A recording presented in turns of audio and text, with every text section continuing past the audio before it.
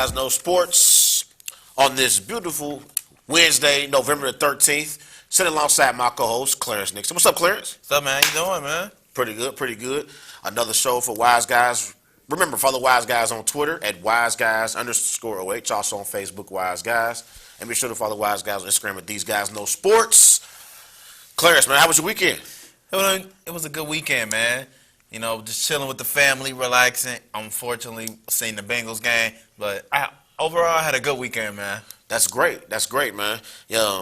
That boy Lamar Jackson, man, he lit up your Bengals on Sunday afternoon at Paul Brown. That spin move, man? That spin move that he put on Nick Vigil, like, that was a highlight reel. Like, that play, like, that spin move he spit at the right, perfect time. Remind me of Michael Vick, man, back in the day on Minnesota. See, man, don't wheel it in, man. For real, it was rough, man. I know Lamar traumatized you on Sunday. But we're going to talk about Lamar and Ryan Finley's performance. We're going to grade Ryan Finley's performance. Also, we're going to talk about our NFL MVP.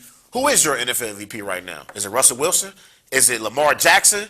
Any other players? Christian McCaffrey, Aaron Rodgers? Let us know your vote. Call in. 513-825-3971 is a number to dial. So, yeah, big show ahead. You know, man. We got to start off, man. You know, we want to bring this in. You know, Colin Kaepernick. You know, he got a private workout in Atlanta, baby, man. Yeah. That's a big one right there. You know, my Bengals was going to be there. You know, I think they should evaluate to see what he looks like in 3 years. You know, I'm excited for Kaepernick, man. You ain't excited for him, man? Yeah, I'm excited for him, but I mean, the situation is kind of like shaky to me, Clarence. Like, I really ain't feeling what's actually going on because this situation kind of smells to me. Like, I don't know what the NFL got up their sleeve, but for them to tell Colin Kaepernick that they need Colin in Atlanta on Saturday, knowing damn well there ain't going to be no head coaches there. There ain't going to be no general managers there. Like, so that's the thing when you think about it from that perspective. Why are you basically telling Colin Kaepernick that he has to be there on Saturday and not even give him an ultimatum to say, well, we'll change the date. Maybe we could do it on Tuesday of next week. Maybe we could do it next Saturday after that. I feel like they're kind of putting Colin Kaepernick in a situation, like, in a bind and putting the pressure on him. Like, why? I'm not really feeling that. Like, and you know, people ain't gonna really be there to see it. So I got questions about this. A lot of them.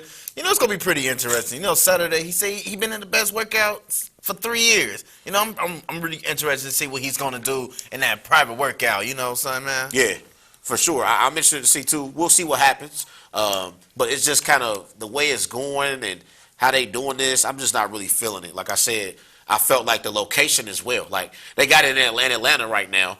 And you know, a lot of those West Coast teams, San Francisco, Seattle, Denver, those teams aren't coming to the East Coast when you got a game the next day. Most teams are either preparing for their team that they're going to play the following day, or some teams are traveling.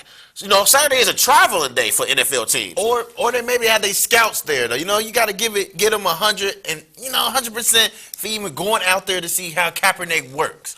Yeah. You know, I think if he has a good workout, some team's gonna look for him, man. I'm very excited to see which team is actually gonna sign him. So my question for you is: do you really believe that Colin Kaepernick will get a chance to play in the NFL again? Do you really believe it's gonna happen? You know, the teams that need quarterbacks need to be at that workout. You know, I'll give you a prime example: the Chicago Bears. Mitchell Trubisky had a good game overall last Sunday. But at the same time, they still need to evaluate their quarterback situation. It's a lot of talent around that team. And then you got on defense. Yeah, the defense is your reliable source. Like, yeah. The thing is, they need a quarterback to, like, evaluate the whole offense. You got talent, and, you know, David Montgomery, you know, a Cincinnati kid. And you got Tariq Cohen, that's just a flashy guy. Like, you can line him up anywhere you want. Allen Robinson, he's coming off, you know, a good season last season, you know, a couple years back. He tore his ACL, but he's good. Right. They just need to get evaluated right there in that offense. And Trubisky, I hold on to him for let him develop because he needs a veteran to, like, sit back and learn. Yeah, I agree with you there. I'm just at the end. I'm really at the NFL's neck right now, Clarence. I need some answers. I really need some answers because my thing is, what is your purpose here? Like, because from one standpoint, I'm looking at it. They were past this situation. They were past it. They had moved on from it. Nobody was really talking about Colin Kaepernick no more. It kind of died off in a way. Yeah. And they had a settlement. You know, they settled out with Colin in court. So it was over. The situation was over. So why now? Like, what? I kind of feel like the NFL in this situation, they are going to try to portray it as this is one last ditch effort. We did everything we could to give Colin Kaepernick a chance. And basically to say on Saturday we need you in Atlanta, like giving him all these like deadlines and things that you need to have, like I feel like that's a way of maybe him struggling at the workout. That way they could be able to say, well, we gave him a chance. That's what they seem like they're doing here. Like that's what's at play. They just want to be able to say we did everything we could to get a man a chance. And they ain't slick. They ain't fooling It's me. maybe a scapegoat for them guys. Exactly. That's exactly what it is. You know, we're going to be tuned in. We're going to see how this weekend goes. It might get crazy and maybe not. You know, we don't know. Yeah, we'll see what happens. Yeah, we're going to be watching, man. But let's move on to a Monday night masterpiece that took place in Santa Clara between the San Francisco 49ers and Seattle Seahawks. The Seattle Seahawks beat the 49ers 27-24. Russell Wilson went 24-34, threw for 232 yards, touchdown, interception. Jimmy G went 24-46, had one touchdown and one interception. So, what did this game prove overall, Clarence? You know, man, this game right here, this just proved to you just like Russell Wilson is like favorite in this MVP conversation. You know, he's been performing at a consistent level since week 1 against my Bengals. You know, he just been keeping it consistent. His stat line sheet is just tremendous. Only 2 interceptions all through the season, 23 touchdowns. That's a season. That's not even career high. That's a season high for the Seahawks. And, you know they going into their bye week happy. You know, right? They fresh and they got to worry about nothing. Just relaxing, getting back healthy.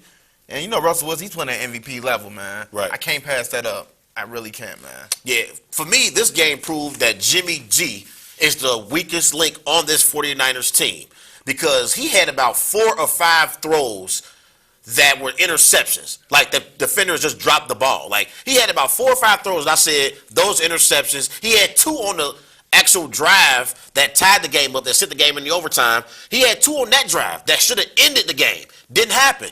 But Jimmy G seemed timid in the pocket, and some of this could be from his ACL injury last year. You know what I mean, Clarence? It's an adjustment. When you come back off of ACL, you timid in the pocket because you don't want to get injured again. So I think Jimmy G overall is the weakest link on this team. And this is one of the reasons why people were reluctant to say the 49ers were the best team in the NFL when they were flying high, 7-0, 8-0. It's because you have question marks about Jimmy G. And that's why I don't really believe that the San Francisco 49ers are the best team in the NFC. Hell, I don't believe they're the best team in the NFC West at this point. So we're going to get into that a little bit here in a little bit about who's the best team in the NFC West. But this game overall for me proved that Jimmy G is the weakest link on this team. I can't believe you just said that, man. So you basically saying the Seahawks are the team to beat in the NFC West, man. Wait, we'll get to that. Let me ask you. You think Jimmy G ain't the weakest link on this team? Who's the weakest link? Because when you look at Seattle real quick, when you look at what Seattle did, Seattle was able to shut down the running game for the San Francisco 49ers. So it forced Jimmy Garoppolo to have to throw the ball down the field.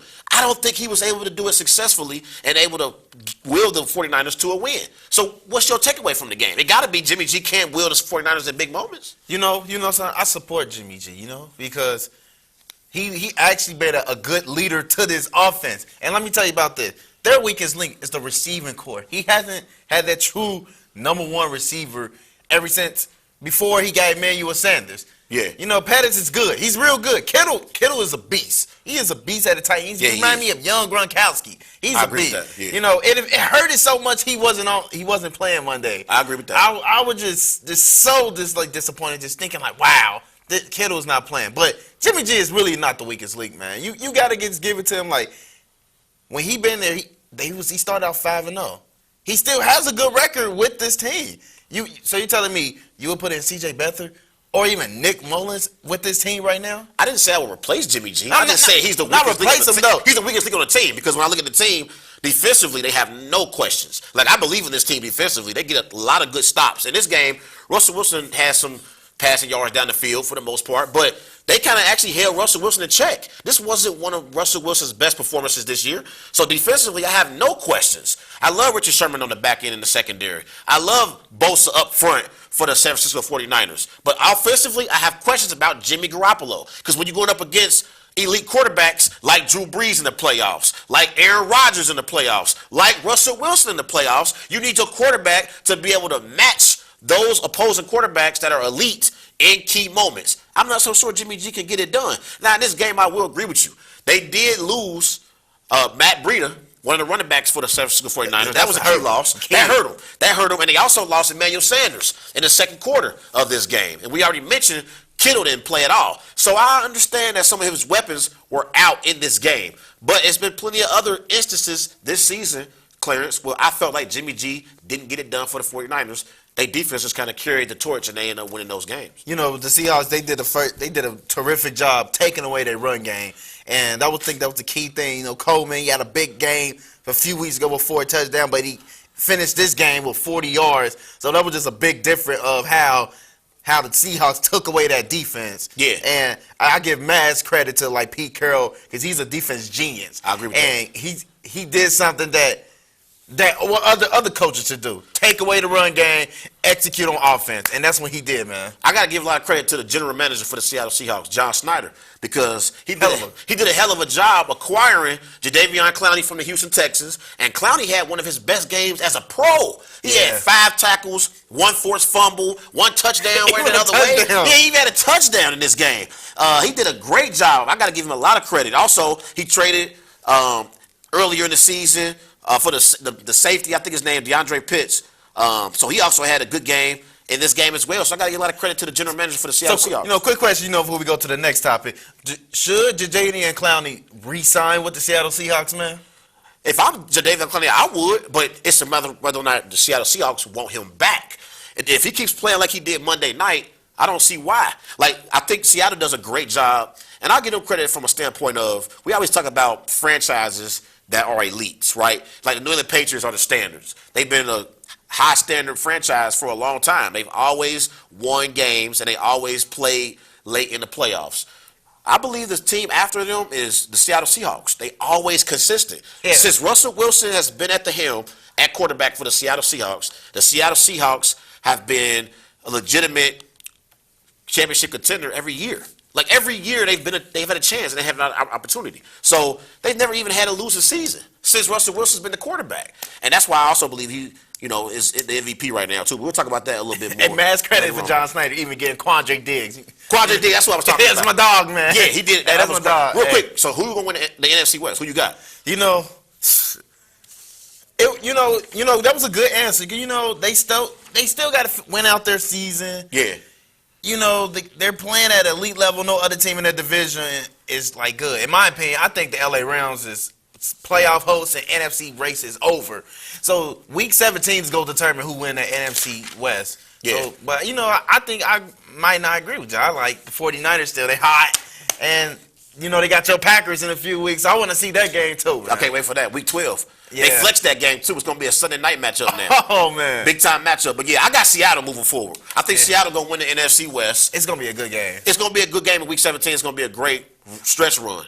And you know what? Richard Sherman is coming back home in Seattle, man. Yeah, it's going to be great. Week 17, you're talking about San Francisco will play in Seattle. Yeah. And that might determine who wins the NFC West and who has a higher playoff seed between those two teams. Because I think both these teams make the playoffs. We can agree with here. Like both teams. They're making the playoffs there, man. Let's move on to the Sunday night matchup as the Minnesota Vikings beat the Dallas Cowboys 28-24. Kirk Cousins went 23 of 32, threw for 220 yards, 2 touchdowns. Dak Prescott went 28-46, threw for 397 yards. Dak! 3 touchdowns, 1 interception.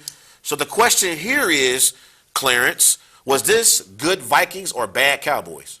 I'm going to just keep it 100 with you. It was bad Cowboys. Bad Cowboys. Let me tell you why. The offense actually played great against this Vikings defense. They hold it in the bargains. That's Prescott threw 397, almost 400 yards. Yeah. And Zeke, he didn't play well, but Dak did a phenomenal job. It was just the Cowboys defense didn't hold up their end of the bargain, man. It just the offense played well. I was actually cheering for them because the Vikings is in the race, for the NFC North for your Packers, and I'm like, hey, Dallas is looking good. They should handle this at home, but unfortunately, Dalvin Cook He had a monster game, Yeah. and he just showed up, man. So bad loss for the Cowboys, man. Yeah, I was really irritated on Sunday. You know why, Clarence? Because the one damn time that I root for the Cowboys and want them to pull out a victory, they couldn't come through for me. You know, I don't root for the Cowboys. I can't stand them damn Cowboys. They supposedly America's team, and they won a Super Bowl since the 90s. They ain't America's team, but I was upset because I'm like, well, damn, can the Cowboys give my Packers a favor and beat the Minnesota Vikings so we can be 2 games ahead of the Minnesota Vikings heading to our bye week? And they couldn't get it done on Sunday night. I was irritated. But one of the main reasons why I believe that it was bad Cowboys opposed to good Vikings is because of the questionable play calling. The play calling in this game was terrible. Like, I think on the second to last possession, the Cowboys ran the ball 3 straight times with Zeke. And that was an issue for me because Dak Prescott, where did he go in this game? 28 of 46, threw for 397 yards, 3 touchdowns, had 1 interception.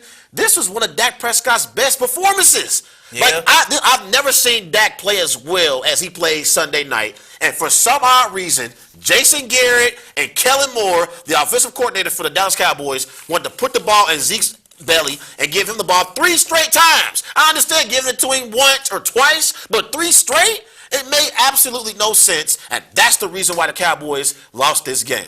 Man, you know, Cooper he had a monster game too with 11 catches, 151 yards. Like, yeah, he did. 47 yards. He balled out. And Randall Cobb, he even came in to help. 6 catches, 106 yards. Hey, my thing is, it's time to pay this man Dak, man. You know, he's proven his case that, hey, I'm the quarterback for the future of this Dallas Cowboys organization. This guy needs to be paid. And let me just ask you this, like, the Cowboys, are they still favored to win the NFC East? You know, I want to ask you that, man. I don't believe they are. I do not believe they are. I would favor the Philadelphia Eagles moving forward. Because right now, when you look at the NFC East, let's remember a few weeks ago, Clarence, Dallas blew out Philly in Dallas, in Jerry World. They blew them out. Look up right now, they're tied. They're tied in the NFC East. So as great as Dallas supposedly has played all year, and they really haven't played that well all year, but they're Dallas Cowboy fans. They feel like they've been playing all year. Yeah. Cowboys fans always psych themselves up to actually believe that they have a chance to win the Super Bowl. This team was an average football team, Clarence, because look at their records this year versus teams outside of their division. It's 1-4. They're 1-4 against teams outside of the NFC East. That's an average football team. They're not good. They're not great. They're not better than the Green Bay Packers. They're not better than the New Orleans Saints, the Seattle Seahawks, or the San Francisco 49ers for that matter, or Minnesota. They ain't better than Minnesota. So I don't understand this hype about the Cowboys. It's been going on for years. I'm sick of it. I'm tired of it. Their next 5 games, they're at Detroit Lions, at New England, Yeah. and you come home on Thanksgiving, play the Buffalo Bills, and then you go back on the road to play Chicago, and then you come back home with the Rams. Tell me about that schedule. How you think, would they win and lose, or what would be their key problem in this schedule? I honestly look at the schedule. I would say the only for sure win is the Redskins.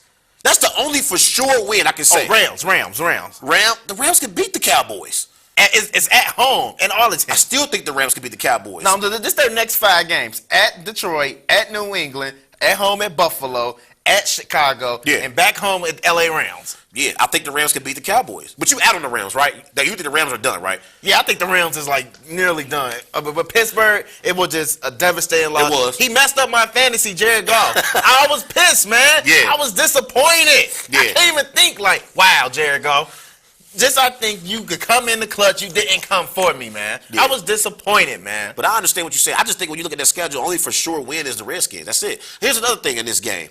Defensively, the Cowboys had absolutely no answer for Dalvin Cook. Like, Dalvin Cook exposed the Dallas Cowboys linebackers. Van Der Esch and Jalen Smith, they had no answers for Dalvin Cook. Seven receptions, 86 receiving yards, and 6 of those 7 receptions were first downs. Oh my God. They had no answer for Dalvin Cook. And I will admit, Dalvin Cook has elevated himself to be a top 5 running back in the NFL. But, Yeah.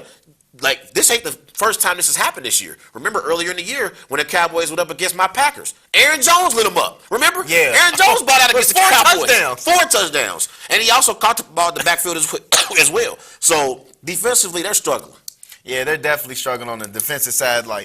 But is Jason Garrett on the hot seat for you right now, man? Yes, I believe Jason Garrett's on the hot seat because I believe Jerry Jones wants to win a Super Bowl like soon. Like, he's getting older. He ain't getting no younger. And I believe when you look at this football team, they have talent.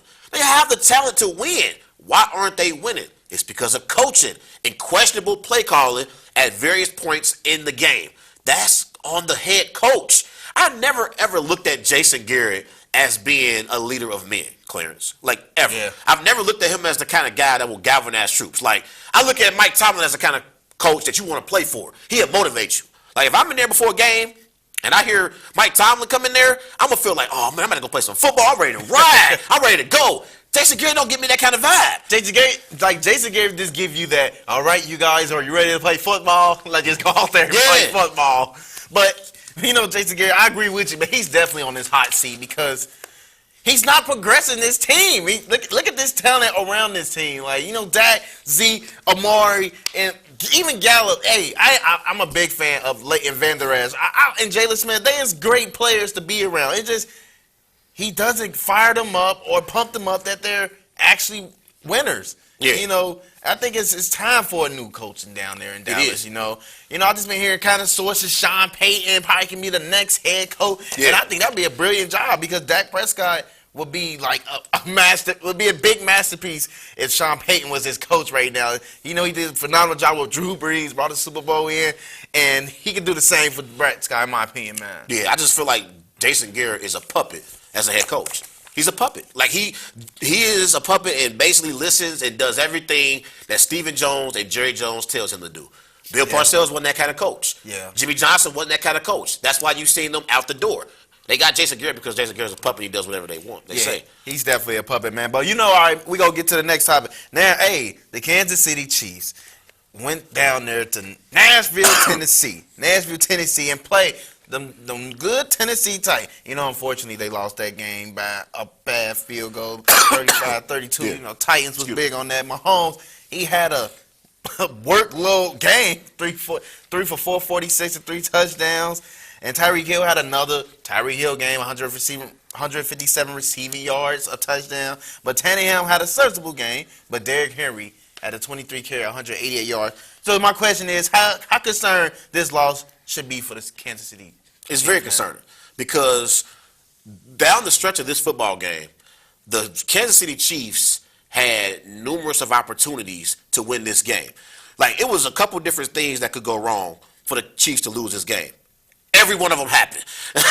Damian Williams, the running back, he had a bad fumble, touchdown the other way. Then Harrison Buckner misses an extra point earlier in the game. He's a reliable kicker. He actually played well for them in the matchup last week against Minnesota. He had the game-winning walk-off field goal attempt. And in this game, they had a 3rd and 2 late in the game. And instead of running the ball, they decided to roll Patrick Mahomes out. And the play didn't make no sense. What were you doing, Andy Reid? All you had to do was run the football, chew up some clock. They decided to put the ball in Mahomes' hands. And I know Mahomes is great, but in that moment you run the ball and chew up some clock. And you get out of there with a win. Yeah. It made no sense. And then they actually gave up the late drive for the Titans the other way. Like, defensively, we already had questions about this team coming in. Like, this team is a terrible defensive team. They can't stop the run to save their life. Like, they can't. They're awful up front. I agree with you right there, man. The Chiefs' defense is probably one of the worst next to Cincinnati Bengals. But let me tell you this. Let me get to the Titans side. Ryan Tannehill is the true definition of a serviceable quarterback.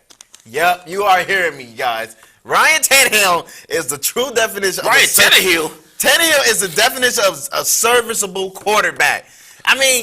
His numbers were impressive, but they was like, hey, thank you. You know what they did? They committed to the run. Yeah. They found out this Chief defense couldn't stop the run. Derrick Henry had a monster game. He could have put up 200 yards. Yeah, he did. He could have. 188 yards. Yeah. 2 touchdowns. He was running down their throat so bad. They probably was like, Derrick Henry, just take a breath, man. Let's get Deion Lewis in there. Somebody in there. But Ryan Tannehill is the most servable quarterback I ever did. And maybe he's doing a phenomenal job taking Mariota's spot, maybe kicking him out the door. Yeah. But he's doing a fantastic job, man. Oh, Ryan Tannehill ain't about to get no team built around him, no, Clarence. You need to stop that. Ryan Tannehill is a backup quarterback. He's not very good. And the only reason that he looked halfway decent in this game is because he was going up against the Chiefs defense. Look, hell, Clarence, right now, I think me and you can go out there and throw for at least 150 yards against that defense. Yeah, that defense is like It's terrible. horrible. Like, they had no answers for Derrick Henry in this game. Like, 188 rushing yards, 2 touchdowns, and this was a bad loss for the Chiefs. They sitting now at 6-4 in the season. When you start talking about possibly getting that first round bye, get one of those top 2 seeds in the AFC, those seeds right now look like they're gonna go to New England and Baltimore. And you know, that's the issue for the Kansas City Chiefs. You know, if you had to go to Baltimore and play or go to New England and play, I don't see them being able to win those kind of games in the playoffs. And you know, Kansas City goes into like New England in a few weeks, and I don't even want to see them go into New England. You might see Mahomes throwing like 60 times in that game, man. Yeah, but he gonna put up his numbers. He played great in this game. So can the Chiefs still make a Super Bowl run in your ass, man? I don't believe they can, and it's because of their defense. I don't trust their defense whatsoever, and I also don't trust Andy Reid in the playoffs. I love Andy Reid. I think Andy Reid's a great coach, and he's one of the best coaches that we have in the NFL. He's a very successful coach. Got to a Super Bowl, lost to Bill Belichick when he had Donovan McNabb.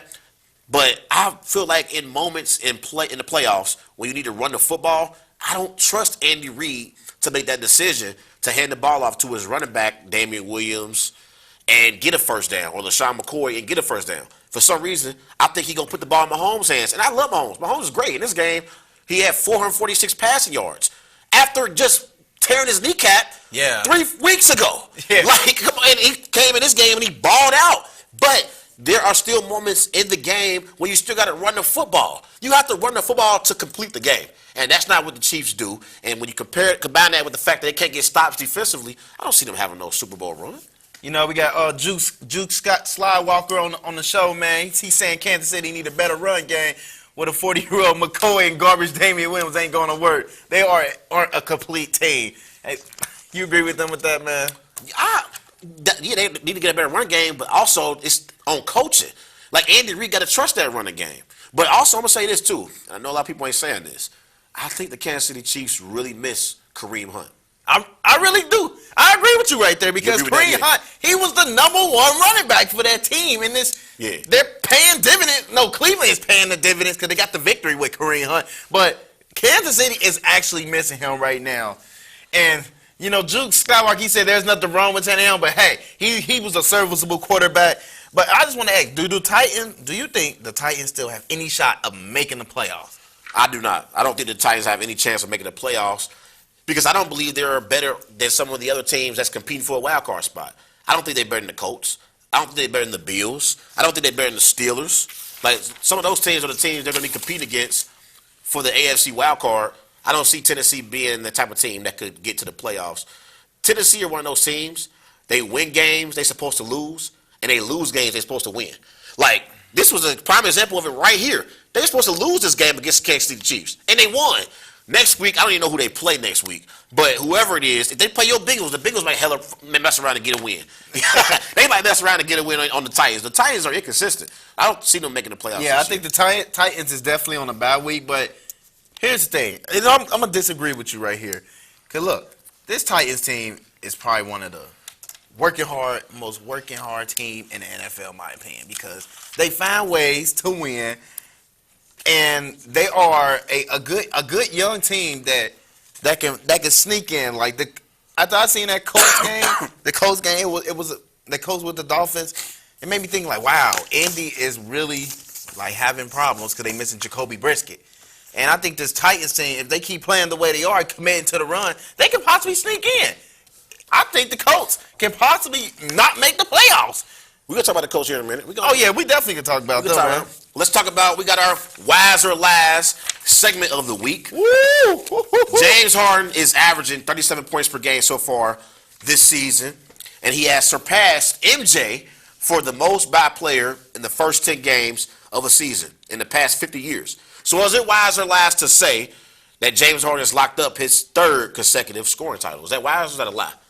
Yeah, that's definitely a wise because James Harden, he's a phenomenal scorer. He's a magician. He know how to get to the free throw line, and he know how to score, shoot the free throws. Yeah. He know how to trick defenders thinking he's gonna do this and do that. He's a magician. Yeah, I think it's wise. He's claiming it right now. And hey, his numbers is probably not the best, but he can score his ass off, man. Yeah, I think it's wise to say that. He's scoring at an elite level, and I'm looking at the Houston Rockets. Russell Westbrook has taken a step back. And so Harden has been on a tear. Like, he's been on a tear. And I always said when I was looking at the Houston Rockets, I said in order for this to work, either Harden or Westbrook has to take a step back. Again, Russell Westbrook has done that, so I think it's only going to be a recipe for success moving forward for the Rockets because Harden really playing at an elite level. Yeah. Hey, Joe, we going to get to the Bengals, man. We going to hold on to them. But, yeah, Harden definitely is claiming the scoring Real champ. quick, I want to say, too, this is an appetizer for another topic we're going to talk about later on with James Harden and Daryl Morey and Michael Jordan. So y'all stay tuned for that. Definitely tune in for that, man. What's the next one? You got the second one? We got the Miami Dolphins beating the Indianapolis Colts 16-12 on Sunday, handing the Colts their second consecutive loss. So is it wise or lies to say the Colts' playoff hopes are in jeopardy, Clarence? Is that wise or is that lie? I think it's a wise, man, because this is past week 8. After week 8, every game is important, and you losing to that Miami Dolphins team was unfortunate and very embarrassing, especially at home to a 2-17 now of the Dolphins. It was crazy that they lost. They need to win out their schedule, man. I think that's lies. Despite the loss, I still believe in the Indianapolis Colts because I believe in Frank Reich as a head coach. The issue in this game was Brian Hoyer dropped back the pass 39 times. That's a recipe for disaster for the Colts. Marlon Mack should be getting the football much more. In order for your offense to be successful, you need to have Marlon Mack, and you need to give him the football. That's the problem. 39 times for Brian Hoyer is way too much. Yeah, like a backup doing that, really? Like, who is this kid, man? Yeah. Man. Made no sense. Steph Curry had surgery November 1st in L.A. and says he expects to play again at some point this season. So is it wise or lies to say the Warriors should shut down Steph for the remainder of the season? Is that wise or is that a lie?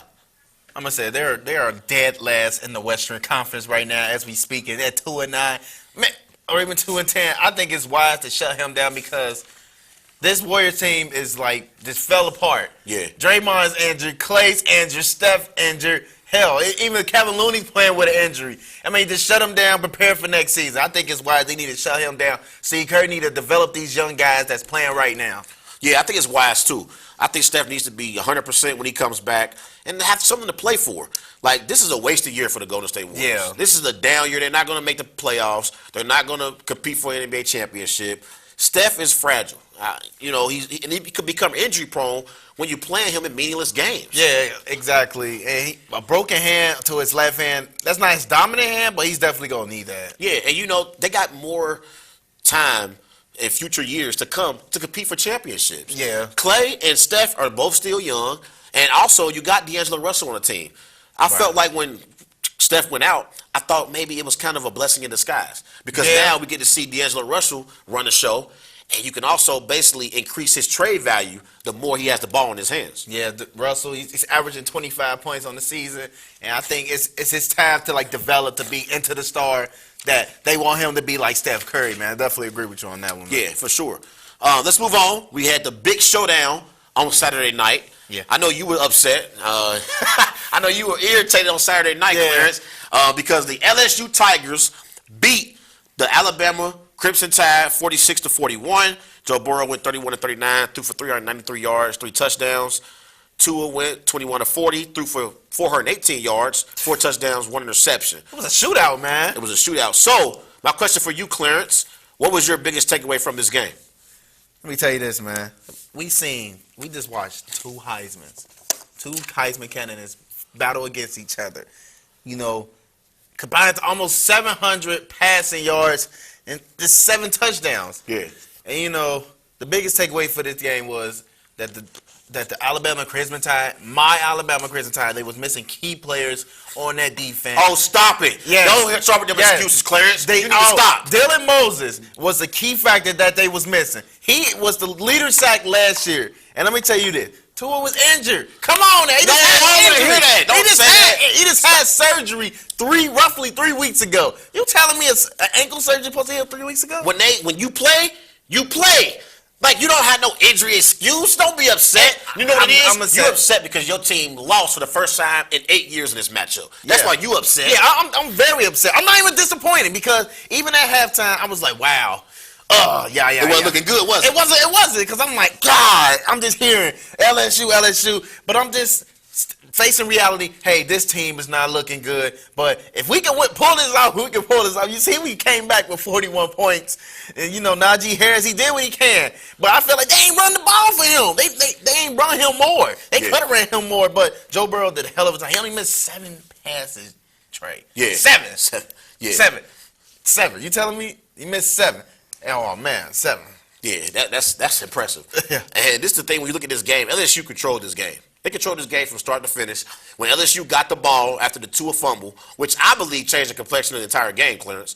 Like, Alabama was on their way to taking a 7-0 lead in the beginning parts of this game. And then Tua fumbles out of nowhere. That was a bad turnover at that time of the game. It was unfortunate, right? It was unfortunate, and it set the tone for LSU to come back down the field on that following drive. Joe Burrow went, 3 of 3, and he just drove the LSU Tigers right down the field.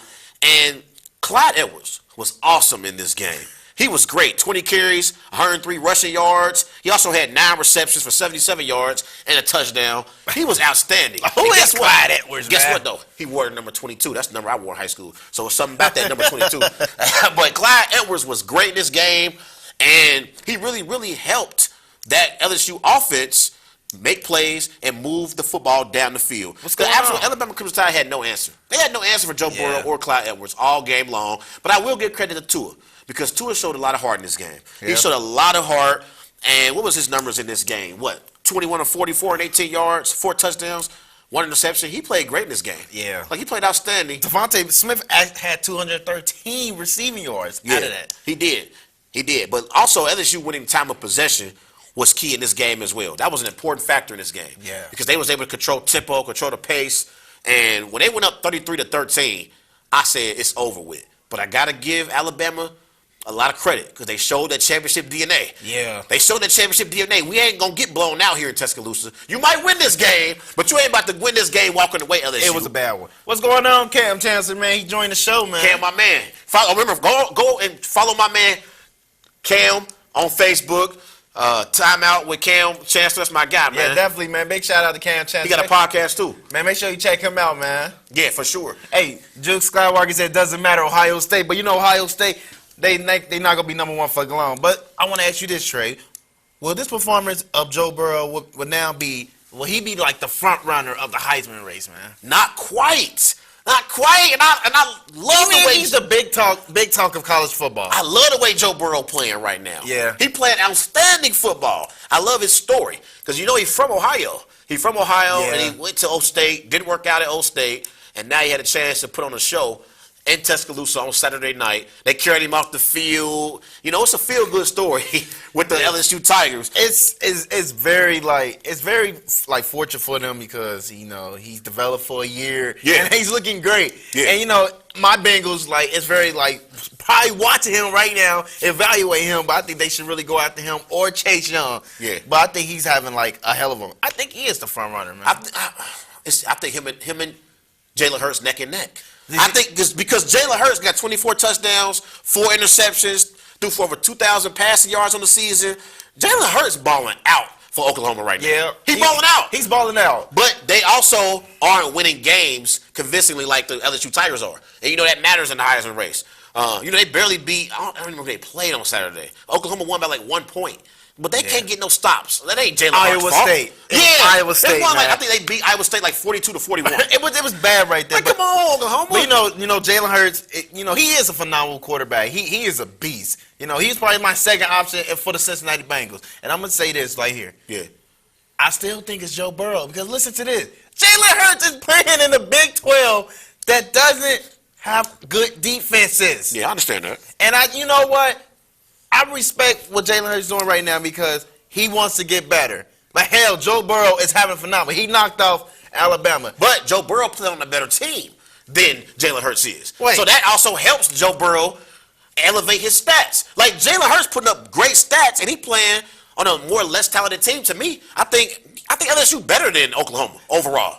You know, son, they got the better defense, but the receiving core, I'd like C.D. Lamb for Oklahoma. He been there for the last 3 years. He played with the last 3-year quarterback. LSU got a great receiving core though. Man, they do though, but C.D. Lamb played with Mayfield, Kyler Murray. Now he's playing with Jalen Hurts. He probably the most underrated receiver in the draft right now. Yeah, I like LSU receivers though too. I like I meant Jamar Chase, 6 receptions. 140 receiving yards in this game. He played outstanding. But I think the Heisman race is going to go all the way down to the end of the season. Yeah. We'll see what happens. But Joe Burrow playing some great football. He definitely Jalen Hurts playing some great football. Like, I'm excited because I love seeing two players go head-to-head and trying to win a Heisman. It's great. It's great theater. It's outstanding.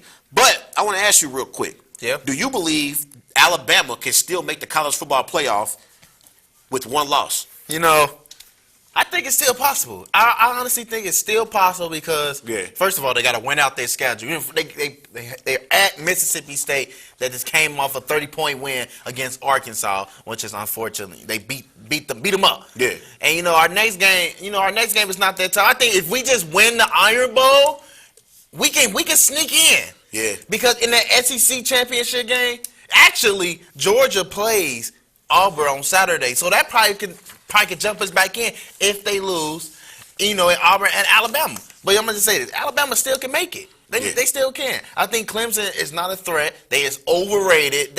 Trevor Lawrence, he's really not the hype everybody's thinking. But this the thing, though. When you say they overrated, all Clemson can do is play the team that's on their schedule. They need to have a chance to be able to defend their crown. These are defending national champions that we're talking about here. They should have a chance to defend their crown. And one more thing I want to say, too, about Nick Saban. I love Nick Saban. Nick Saban is the GOAT of college football. Like, as much as we talk about Bill Belichick being the GOAT in the NFL, Nick Saban is the GOAT in college football. But the last 2 times that we've seen a Nick Saban defense in a primetime matchup, the results have been bad. Because remember last year in the championship game, Alabama got lit up. They got lit up by Clemson. They got out-coached. Trevor Lawrence. Yeah, they got out-coached. And they got lit up. But offensively, Trevor Lawrence lit up the Alabama defense. Yep. And so it happened again with Joe Burrow and LSU on Saturday. So the last 2 times that we've seen Alabama in these primetime matchups, their defense has been terrible. So it makes you ask the question, like, hey, Nick, St. Nick, you got to get it together. You got to get together for your defense. I just give out my best prediction for them. You just got to win at the Iron Bowl and to see what happened in the SEC championship game. Yeah, I want to say this real quick, too, about that. I feel like when you look at Alabama, if you compare them to Georgia lost to a South Carolina team. Yeah. That's a bad loss. Loss. That's a worse loss than what Alabama just did, losing to LSU. You lost to the number 1 team in the nation. Arguably. Like, some people think, State's better than LSU or whatever. You could debate that at a later time. But I believe that loss to South Carolina was worse for Georgia than the Alabama loss to LSU. Son, I will say Ohio State has the better all-around team than LSU. But the thing for Ohio State is that most of their tough schedules, they get them at home. So they got the home field advantage. You got the home crowd, and you playing them in your house, and you get the feeling.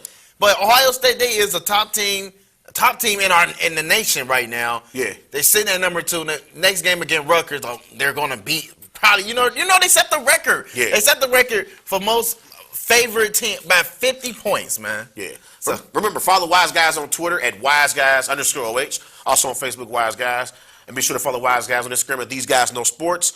Call in to the Wise Guys Show. The number to dial is 513-825-3971. Call in, debate with the Wise Guys crew. Yeah, don't be scared, man. Yeah, and shortly we're going to talk about our NFL MVP. Who is your pick for NFL MVP? Is it Russell Wilson? Is it Lamar Jackson? Christian McCaffrey? Aaron Rodgers? Yeah. Call in. Let us know your vote for NFL MVP. Maybe making Fitzpatrick can probably be, I'm just talking, man. Stop. All right, man. So, we about to move on to the NBA. Yeah. Woo. Talk about the NBA load management. Yep. I had to say that real slow. Sometimes when you're at work, you be having a load management yourself, man. I was thinking about the load management. You read from Mark Cuban quote. He actually said he doesn't have a problem with that because guess what? You will need them players in the playoffs. Yeah. So my thing is, how you feel about the load management, Trey? I'm honestly torn about load management. You torn? Yeah, Clarence. I honestly, I always have answers. Like, my mom always telling me, like, you got a smart mouth. You always got something to say. Like, you always got an answer to everything. And I'm going to be honest, Clarence, for this one, I'm torn.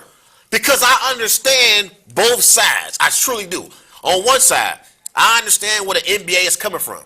Because you charging a paying customer to come and watch your product. So if I'm taking my son Tremere to a Lakers-Clippers game, and I get word before the game, yeah, LeBron and Kawhi gonna sit out tonight. Yeah, I know you're gonna be very I'm gonna be upset. I'm gonna be irritated. And so then Tremere gonna be at the game like, Dad, where's LeBron? Where's Kawhi? What do I say? Like, and I spent my hard-earned money to come to this damn game? Like, I'll be upset as the casual fan. So I understand where the NBA is coming from the standpoint, like, we got customers paying to see the stars. And in all the sports, whether it be baseball, football, baseball, no other sport promotes their stars like the NBA. So if your stars aren't playing in these regular season matchups, then your product's going to be down and your sales and ticket sales are going to be down. Because fans are going to say, I'm not going to pay to go watch Kawhi or LeBron when it's a possibility they might sit out because of load management on the second night of a back-to-back. You know what I mean? So I understand from the standpoint of the NBA feeling like, hey, we pay you guys to play. Like, we pay you guys to play a certain amount of games. So you got to be able to step out there on the floor. But I also understand on the flip side, these NBA teams that don't want to basically compromise, their players for the business interests of the NBA. Like, you got to think about the long term. You got to think about the final result. Like, you got to think about, it's a marathon. It ain't a sprint, the NBA season. So I understand when teams like the Clippers, like the Lakers, some of these teams that got star players like who's had injuries, like Joel Embiid and the Sixers. Like, Joel Embiid has injury issues, and you want to have Joel Embiid at his best in April, May, and June, not October and November. So I understand from the team's perspective when they feel like, hey, we don't want to compromise our star players for the best interest, or compromise our star players for the best interest of your business, the NBA. So I'm torn. Yeah. When I look into this, how I feel about the load management, it's like a tug of war. Like how the fans will react to this. Like you said, if you were just a regular fan going to a LeBron James or Kawhi game, you want to see them star. Yeah. You want to. But then from an NBA standpoint, hey, man, these guys been playing these couple games, back-to-back games. I'm going to rest these games. You're going to be so pissed that you paid a lot of that money. But then at the end of the day, I honestly think it wouldn't matter to the NBA because guess what? They play 82 games. And like you said, it's a marathon of what they do. Right. And for them, I think it is good that they should watch the load management because at times you want to keep your player healthy. You want to see him in mid-season form. You want to see him ready for the playoffs because the playoffs is paying the bucks, in my opinion. Yeah. It's paying the bucks, and you like, you know what? I ain't gonna catch it. I'm gonna catch a game or maybe not, but I want to make sure they gonna be ready for the playoffs. Yeah. So I definitely see it from both views right there. I do too, and that's why I'm torn about it. But also too, if I feel like if I'm the NBA and the players want to start saying, well, we're gonna sit out some games for load management. If I'm the NBA, I'm gonna say, well, we'll pay you certain games then. The game that you sit out, we won't pay you for. Instead of us paying you for 82 games in the season, we'll pay you for 67. The games that you actually play. You know what I mean? Like, man, it's green. It's positive anyway. It goes like, yeah, that's what I'm saying. Like, now I guarantee you, then those players want to play. It won't be no load management. Then you won't be seeing that. But let me ask you this: do you think today in the play style and how the NBA is now compared to what it was back in the 70s and 80s and the 90s, do you think load management is basically going to help these players more now than it would have helped them back then? Because a lot of players in the old school, they ain't had no load management. I heard Michael Jordan come out a couple of days ago and he said, we played all 82 games. I got paid to play and I played. Like, all these other old school players are saying they played. So how you feel about that? Just to hold that thought, let me tell you what Juke Skywalker said. He said, Jordan never sat, and that's why he's the best. Championships are cool, but apparently no one is interested in being the greatest ever with that attitude. Yeah. But how I feel about that, I think the load management, in some way, it's good for the NBA for the young stars that's coming up. You know, for example, like Donovan Mitchell, Jason Tatum. Yeah. Maybe they should get that load management early to see how it feels. Like, maybe see how it feels out of all expectations on them and see how would it feel if the load is too much for them. But for like people like LeBron James, you can't just keep throwing the load on him, man. He's in year 17, and at some point you gonna be telling him, hey man, you got to switch your role because you're doing too much of this. Yeah. So I think for the good for the load management, you give it to the right players and you invest into the right players. You know. Yeah, I understand that. But the thing is, with this NBA load management, history has shown us that it has worked. It worked last year for Kawhi and the Toronto Raptors. You know, last year they had him in load management. Kawhi didn't play out 82 games last year, and you see what the results were in the playoffs. You know, he shut down Giannis in the Eastern Conference semifinals. Right. So we've seen the results, or Eastern Conference finals rather. We've seen the results work for Kawhi Leonard. Right. And so that's why it begs the question, as an NBA franchise, I want Kawhi Leonard for April, May, and June. Like, I don't really care about Kawhi on November the 17th going up against the Suns. I don't care about that. But also, as the paying customer, if I'm paying my money, I want to be able to go see Kawhi Leonard. I want to be able to see LeBron James, some of these top NBA stars. But Kawhi, you know, he played like his first back-to-back season in the second half. Yeah. So, you know, I think the Raptors, they know what they was doing. They was smart. They was investing. Right. They was investing in Kawhi. They obviously wanted him to stay in Toronto because they did what he said. Yeah. But they failed because they couldn't re-sign him. But, you know it is. The NBA is a business. Yeah. One more thing I was going to say, too, for the NBA stars. I got a suggestion. You don't have to play 40 minutes. You could just play 20 to 25 minutes. I'll take a 20 to 25 minute. That's a rookie. That's game. Rookie minutes. Yeah, but I'll take that. I understand that because some of these games are meaningless. You don't really, you're gonna still win. You know what I mean? Like, you're still gonna win. So I'll take Kawhi or LeBron or Anthony Davis playing 20 to 25 minutes. Just give me something. So what about the games that matter? How many minutes they should play when the games matter and they need you? Oh, when the games matter, the player's gonna play. Yeah, that's what I'm saying. You notice, like Kawhi, they choosing the games that he gonna be sitting out. You know, they playing their cards the right way to have him available when it's time and when he's needed. But when this game going up against a team that's not gonna make the playoffs, like they don't really care about that. Like, and that's the only thing I feel about it. Like, because you know, a lot of teams people are trying to say, well, when you try to compete for a championship, come on, Clarence, we know damn well it's only about 7 or 8 teams every year that got a chance to win a championship. So what about those other 20 teams? Well, the odds is out there right now because Golden State is not in the playoff, and in my opinion, the Western Conference is wide open. No, it is. It is. I'm just talking about from the standpoint. I've been hearing a lot of NBA franchises and teams and general managers say, "Well, we're trying to compete for a championship, but it's only about 8 teams per year that's championship contenders. So what about those other 20 teams? They are investing into the new upcoming rookies. No, I understand. Right. That's what I'm saying. Those teams, their players should be playing. Like, Luka shouldn't be getting no damn load management. Luka young. Luka go out there and give you 35, 40 minutes a night. Yeah, I would.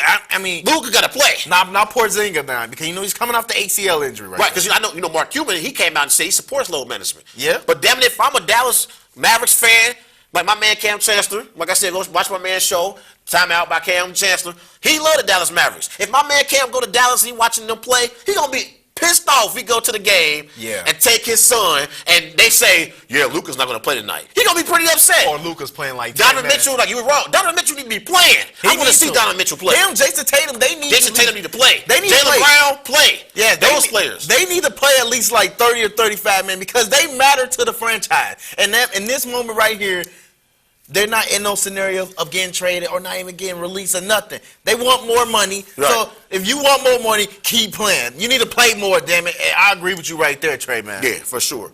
Let's move on to our NFL poll question of the week. Y'all can call in and debate with us. The number to dial is 513-825-3971. So, Clarence, here is the poll question of the week. Who is the NFL MVP right now? Is it Russell Wilson? Is it Lamar Jackson, or is it other? Give me a player. Who you got? See, man, I hate that you put me in this position, man, because it's so many. It's hard. It's hard. It's really hard out here, man. Yeah, it's hard. It's really hard out here to really decide, like, who is my MVP? Because I'm not even just looking at the pass and not even looking at the quarterbacks. We got a caller calling into. Oh, we got a call in. Oh, it's the first call, man. Yeah, we got a caller calling into. We definitely got a call coming in, y'all. Just hello? Hello? Hello, Hey, who we speaking with? Who we speaking with? this Cam. What's up? Cam, what's up, bro? Oh, man, what's up, baby? What's up? Not much. Chilling. I see y'all talking about load management. Yeah, we was talking about load management. You got a question for us? Say it again. You got a question for us? I just got a statement to say. Okay, let me hear it then, Cam. I support. It's crazy. It's just saying I support load management. What? And here's why. No. Here's why. Here's why. And I said on my show, we got to stop devaluing the regular season. If we stop devaluing the regular season, then you will see less players take load management. So we sit up here and say, oh, the regular season don't matter. Oh, we got to figure out who. It all matters about the playoffs, right? It all matters about the playoffs, what they do in the playoffs. Right. Yeah. So we always devalue the regular season. The regular season don't mean nothing. So why wouldn't I sit out a game or two to rest my legs from postseason? Since my legacy is not going to be affected in the regular season regardless. Right. Hold on, Cam. I can't believe Cam actually saying this. Hold on, Cam, real quick. It's Cam, my dog. He my dog. Now, I just made an example. You heard me a couple minutes ago. Cam, listen, I know you a Dallas Mavericks fan, bro. Y'all ain't won a championship since 2011 against LeBron and them. Y'all been struggling. Right. But I know if you went to Dallas and you took your son crew with you, and y'all going to a Dallas Mavericks game, and you find out pregame that Luka and Porzingis will be sitting out tonight because of load management. I just told Clarence literally a few minutes ago. I said, I know Cam gonna be a little upset. He's gonna be pissed. He's gonna be frustrated. Man. No, listen. Don't get me wrong. I'm not saying I wouldn't be upset, but I'm saying I get it though. I understand. Yeah, it's because it's like a team to win an MVP or a player can win an MVP in the regular season, get knocked out first round. What we gonna think of that player? Yeah, I agree with you. Yeah, it's not gonna matter. It's not gonna matter what that person did in the regular season. So Kawhi missed how many games last season? About what? He only played 64 regular season games. 64. Yeah. 64. Yeah, 64. So what? But he won Finals MVP and got a ring. So what we think of it? He one of the best players in the league. It don't matter. Yeah, this is my thing. I hear what you're saying. I just feel like the NBA, they got to think about it from a business perspective. Because if certain players aren't playing in these big time regular season matchups, like with the few that aren't happening, I feel like you're going to start having some fans that say, I'm not going to pay to go and watch this game when I know it's a possibility, especially on the second night of a back-to-back, that Kawhi may not play, Anthony Davis may not play. So then that's why I understand from the NBA perspective why they got to look at it from a business standpoint, like, man, we need our players to play in all these games. Or fans maybe need to understand that these NBA players play 82 games a year and that sometimes they probably do need a rest. I agree with you, Cam. I support the load management, man. I'm truly torn. I'm torn. I understand from both sides. I can admit. This one, Cam, you know me, bro. We've been doing this for multiple years. This the first thing I ever really been torn on. Like, normally I always pick a side. This one, I'm torn. I understand both sides. I truly do. You know, it's 2020, man. Here it comes. Yeah, we appreciate you calling in, Cam. No problem, boss. Thank you, man. All right. That was my man, Cam Chancellor. Remember, go and follow my man's podcast on Facebook, Time Out with Cam Chancellor. Does his podcast on Sundays with Ash Nicole. But let's talk about our NFL MVP right now, because that's what you're talking about. And I know you was flustered, so maybe that gave you some time to think about it. Because I know it's hard. Oh, it's hard, man. Who is your NFL MVP right now? I gotta put you on the spot. Who you got? See, man, this right here, it's like probably one of the toughest decisions probably I made.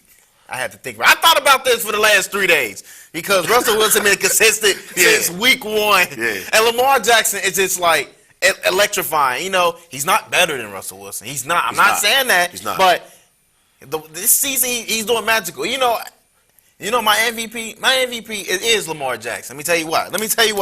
Whoa. Let me tell you. Because I got a lot to tell you right here, man. Okay. You know, 702 rushing yards. That's more than 4 teams, including my Cincinnati Bengals. That ain't saying very much. It ain't Not with but that listen offensive to this. line. Not with that offensive line. That offensive line that Baltimore have is phenomenal. They good protection. I'm a big fan of Bozeman. It sounds crazy. I'm a big fan of offensive lineman, but Bozeman, he is a great offensive lineman for this Baltimore team.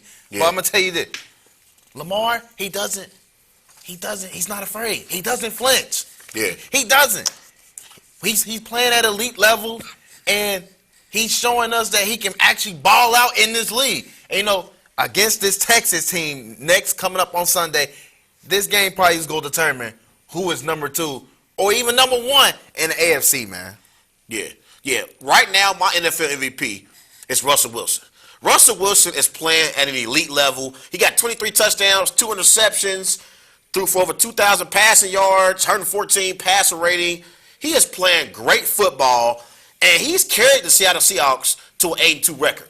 Literally put the team on his back and made play after play for the Seattle Seahawks. And it seems like every time Seattle is struggling in a football game, Russell Wilson always delivers when it's time. Like when his moment arrives, Russell Wilson delivers for the Seattle Seahawks. And when you look at the Seattle Seahawks, defensively, Clarence Nixon, this ain't your LOB Seattle Seahawks. This ain't the Legion of Boom.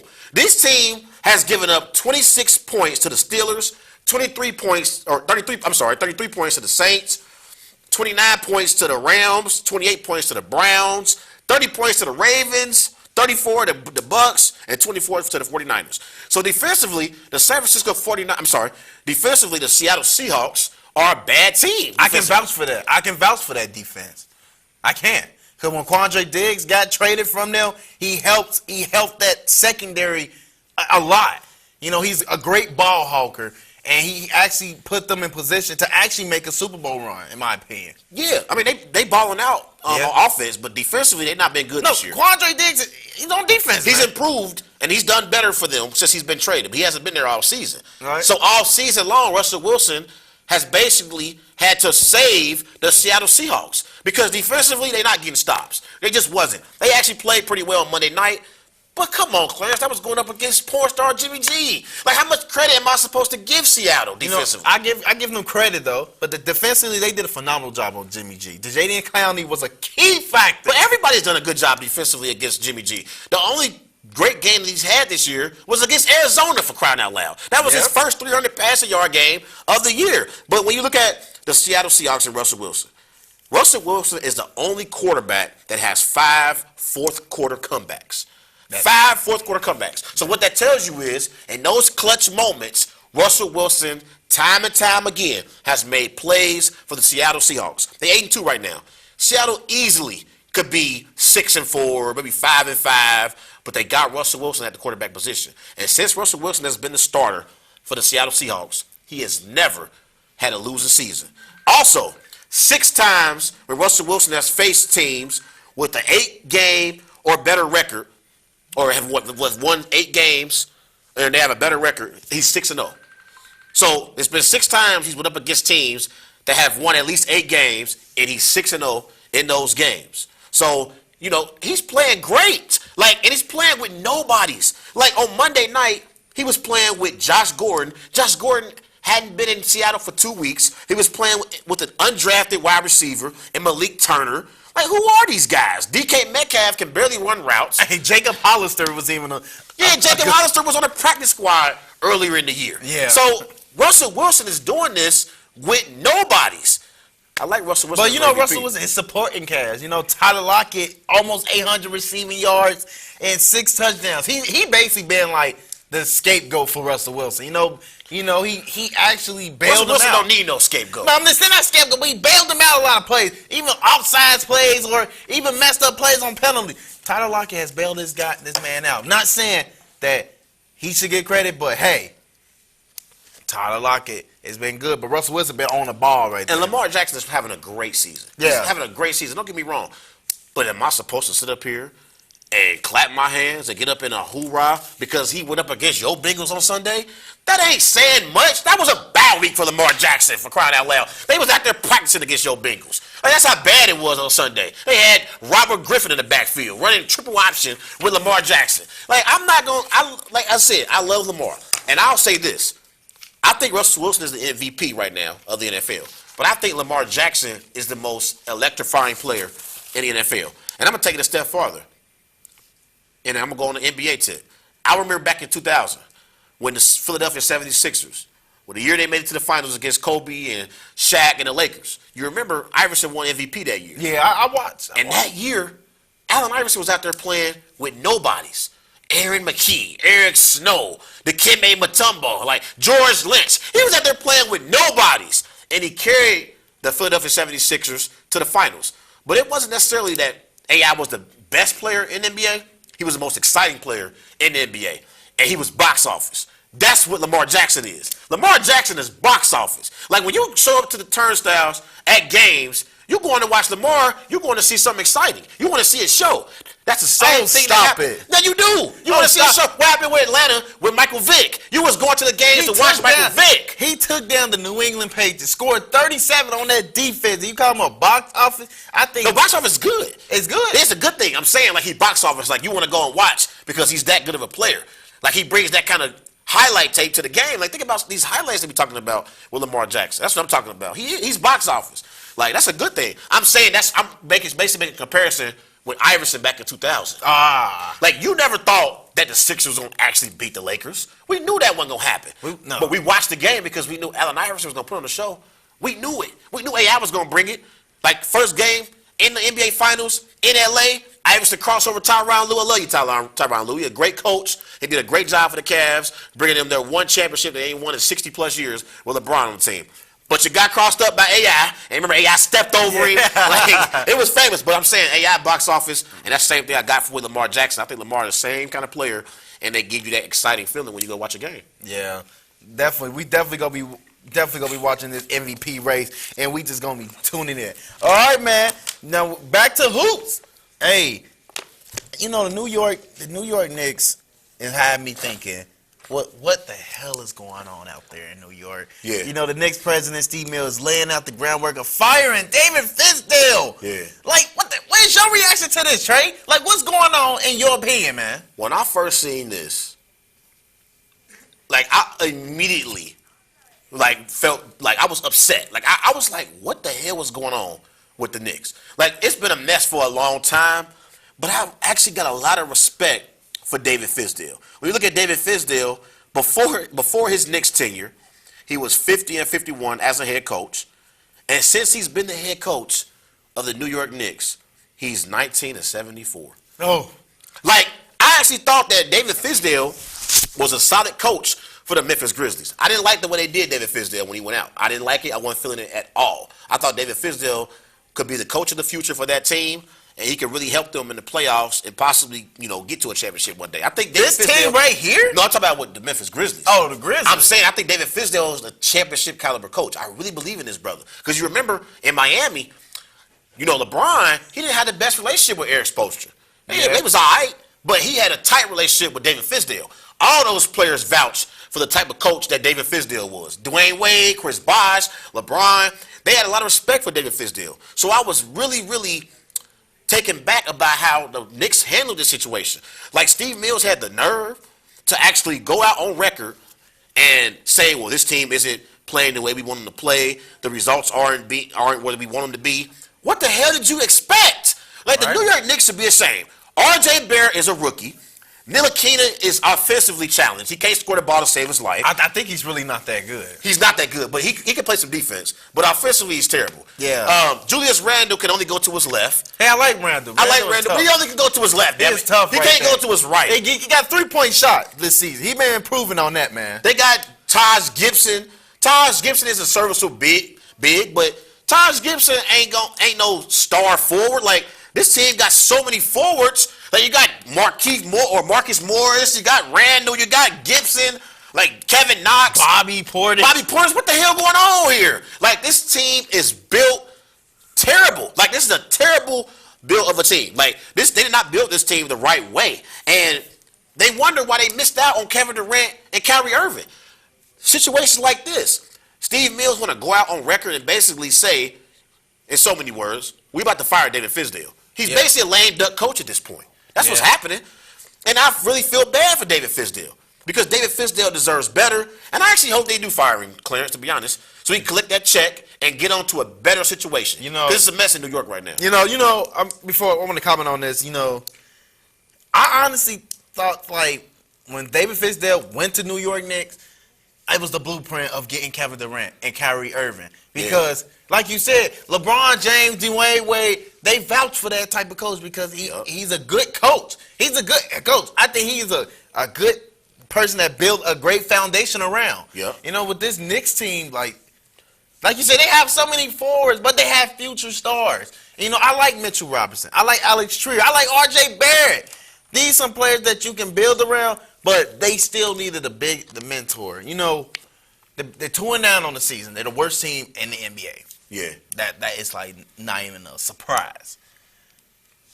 I just feel like they putting too much expectations on Fizdale. They put too much expectations on him. And I think it's the thing. What you're basically trying to say is they putting too many unrealistic expectations for David Fizdale. Like, what the hell did you expect David Fizdale to do?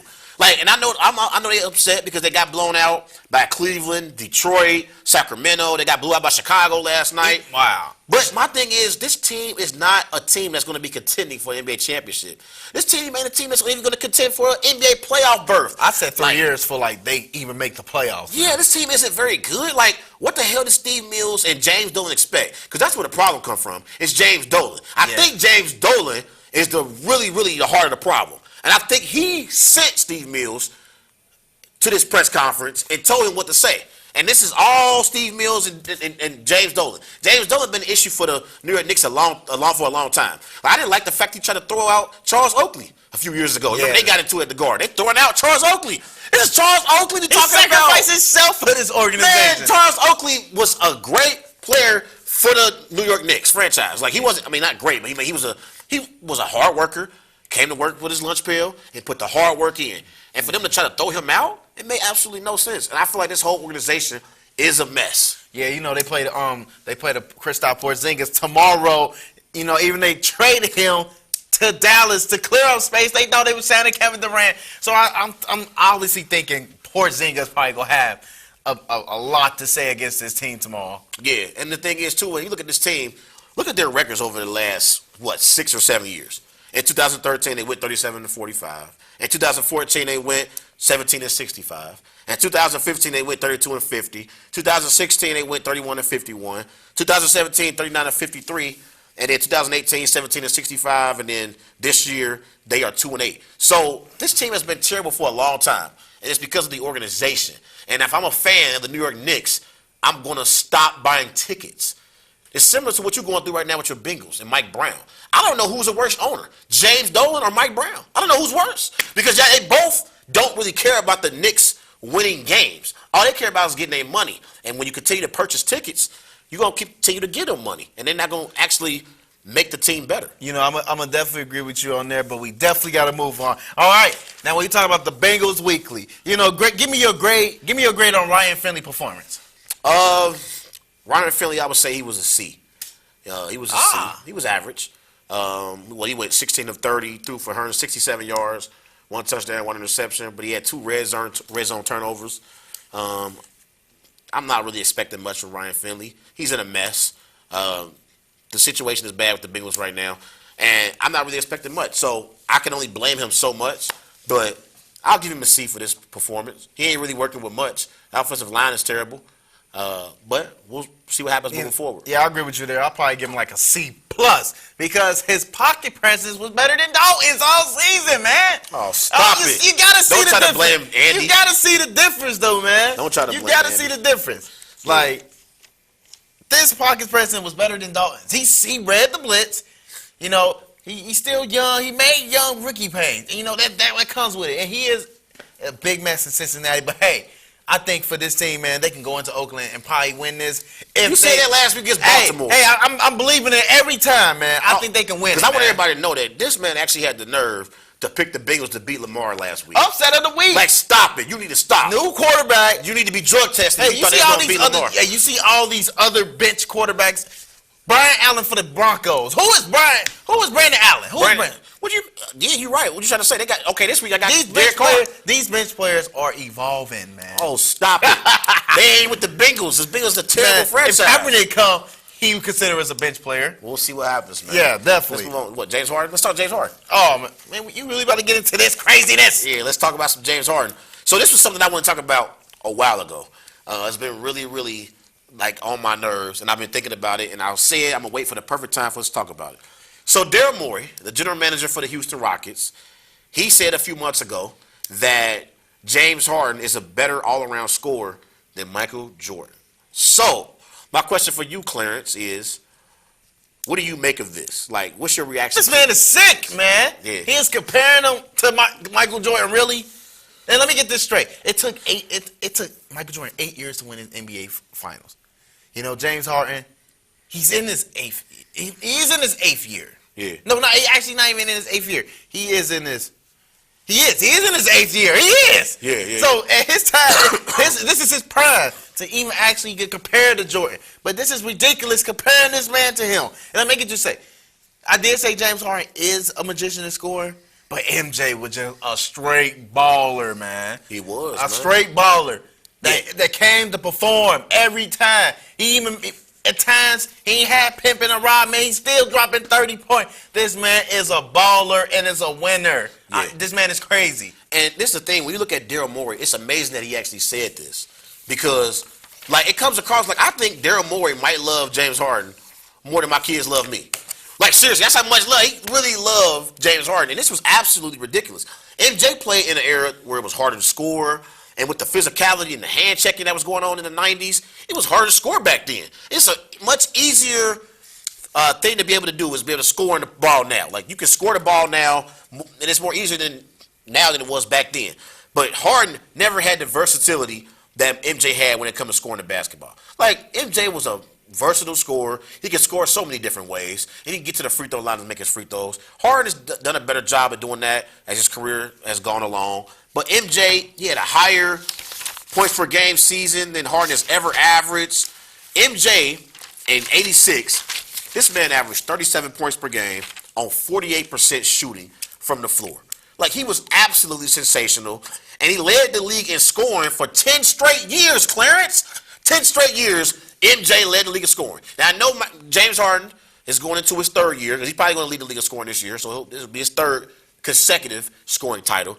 MJ did it 10 years. So you got a long way to go, Harden, to get to 10 years. Also, MJ's overall efficiency was better than James Harden. MJ shot 49% from the floor. James Harden shot 44% for their respective careers. So I think when you look at all those things in totality, Daryl Morey should be drug tested immediately, because there is no way in hell that James Harden is a better scorer than Michael Jordan. It's not no way in hell, not possible. Yeah, I definitely agree with you right there, man. I mean, Daryl Morey is out of his hand. He probably had too many tequilas, but we definitely got to move on, man. All right, man. We going to the Bearcat Weekly, man. You know, number 17, UC defeated UConn in a blowout victory, 48-3. Desmond Ritter put up another serviceable thing, a serviceable game for 136 yards and 2 touchdowns. Yeah. Well, Dokes, the running back, had 123 rushing yards, and they played phenomenal. Your quick takes on that? Yeah, I felt like the Bearcats played great in this game. And once again, Derek Ritter, he managed the game. He's not a great quarterback, but he's a game manager. And he's doing a hell of a job managing the game right now for the UC Bearcats. This team is built on running the football with Michael Warren and playing great defense. Yeah. And that's where it's going to carry them as we get later in the season. It's not going to be Derek Ritter. Derek Ritter just doesn't have to mess it up. But in this game, he managed the game very well for the Bearcats, and Luke Fickell put him in position to be successful. And the Bearcats ended up blowing out UConn like I expected to begin with. So they played well. Yeah, their next game is at South Florida Saturday, and I think they can take care of them. 7-game home win streak, and we just going to be watching that game. All right, we're going to move on to basketball real quick. You know, their UC basketball, they're 1-1, and they had a last night defeat. They defeated Drake University 81-59, and, you know, Jared Cummings is their lead scorer, 12 12 points per game. Their next game is actually versus Alabama A&M. Any thoughts on that game, real quick? Yeah, I think you see it come out with a victory. I like the way our team looking so far this year. Yeah. I thought we could have beat O State opening night. We had a shot, Clarence. We had a shot. Clarence. shot? Yeah. We had a shot, but we didn't pull it out.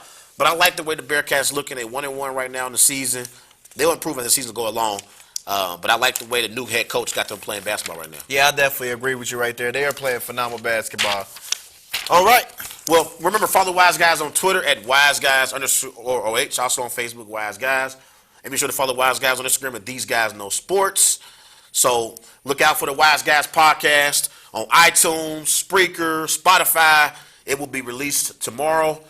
Go on the Wise Guys page. We're going to have our post up. We're going to be able to... And make sure you give us a subscribe on the Wise Guys Sports right there, you guys. Yeah, definitely. Go on the Wise Guys page. Like the page. My man name is Trey Larkins. This is your boy, man, Clarence Nixon, man. This Wise Guys signing off. Have a great week. Hey, yeah, you have a great one, man. Good show, brother. Now let's get something to eat. Wise guys, wise guys, wise guys, wise guys, wise guys, wise guys. Tracy Larkins, Chris Mitchell. Tracy Larkins, Chris Mitchell. These guys know sports.